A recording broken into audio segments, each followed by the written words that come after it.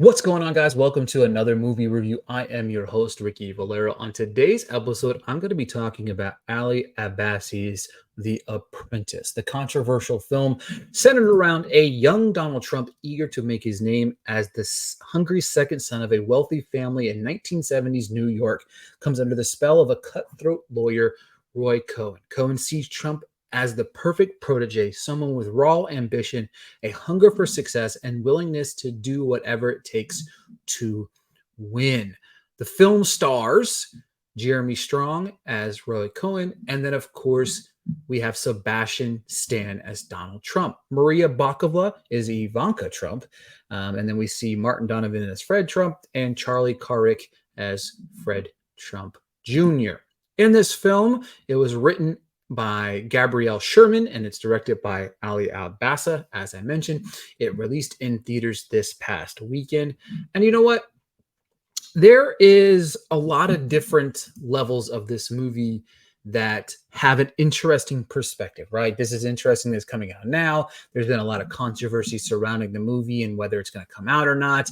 There was a lot of money thrown at the idea that it wouldn't be released at all. You know,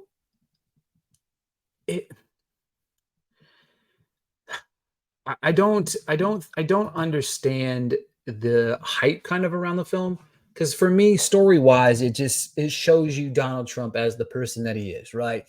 It shows him as this manipulative, controversial character that kind of lied, cheat, and steal, quote unquote, Eddie Guerrero style, his way to the top, right? He manipulated the people that was around him. He took Roy Cohn for his word, and then kind of ended up doing what he wanted to do, to get to the next level of what he wanted, right? And he did whatever he needed to do, used whoever he needed to do that. This is all information that we kind of already knew, right? This is information that you can unpack by literally doing a Google search about the rise of Donald Trump. To me, it doesn't add anything to the table. It doesn't add any layers to the story that this really could have just been a documentary, right? I will say this, the performances, right? The performances are good. You know what I mean? I thought Sebastian Stan has some good mannerisms of Trump. I do think that he gives a solid performance in this. I wasn't enamored. I don't think this is by far not even close to his best performance of the year, because if you saw A Different Man, which is a far better film, a far better written, directed, and acted film, that to me is the chef's kiss performance of the year. With Sebastian Stan, that's the film that we need to be talking about him being in the Oscar conversation for, not this particular film. I do know that this is a film that people are going to push.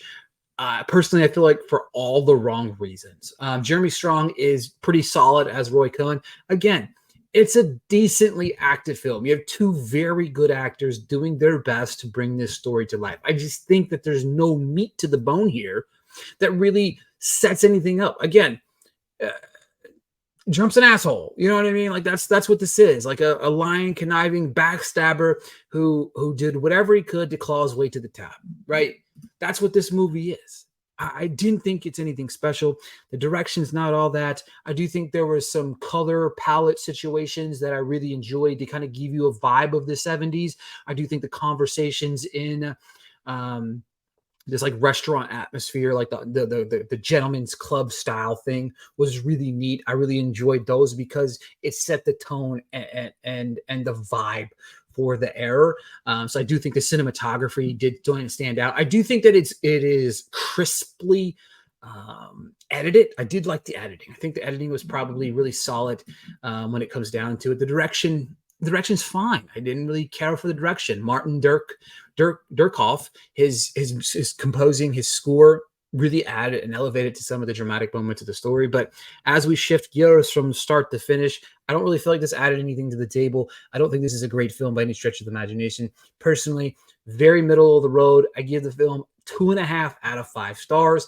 I definitely think this is something that you can skip and you can wait till it hits VOD and then check it out that given time. But that's The Apprentice. It's in theaters now. If you have seen the movie, let me know what you think about it in the comments below. Thank you guys so much for tuning in to another movie review. I'll be back soon.